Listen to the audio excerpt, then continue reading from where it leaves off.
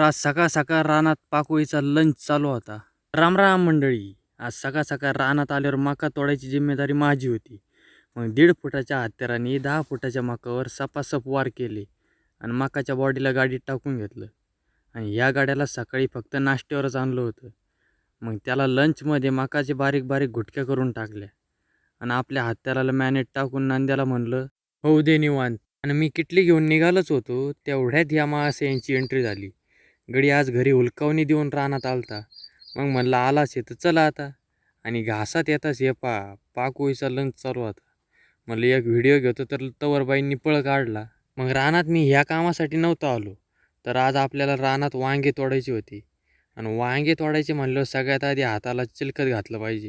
नाहीतर इतके छेद होते ना भाऊ, कजाचं नव्हते. चिलखत घालून टपाटप वांगे तोडून घेतले. आणि दुसरी तोडणी आहे म्हणून जास्त नाही, पण एक टप भर निघाली.